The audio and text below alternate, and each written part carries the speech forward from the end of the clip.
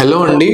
ఈ మధ్య ఓపీడీలో నా పేషెంట్స్ కొంతమంది మోకాలు మార్పిడి ఆపరేషన్ అయ్యాక మేము కింద కూర్చోవచ్చా అండ్ మెట్లెక్కేటప్పుడు కానీ బయట నడిచేటప్పుడు కానీ మోకాలకి నీ క్యాప్స్ వేసుకోవాలా లేకపోతే బ్రేసెస్ వేసుకోవాలా అనే క్వశ్చన్స్ అడుగుతున్నారండి. నీ రీప్లేస్మెంట్ సర్జరీ అనేది మనం చాలా క్యాలిక్యులేటెడ్ గా ఎంతైతే బోన్ రిసెక్ట్ చేయాలో అంతే రిసెక్ట్ చేసి ఇంప్లాంట్ వేసాక దాన్ని ప్రాపర్ గా బ్యాలెన్స్ చేస్తామండి. అంటే చుట్టూ ఉన్న దాని లిగమెంట్స్ కూడా అడిక్వేట్ గా స్ట్రెంథన్ చేస్తాం.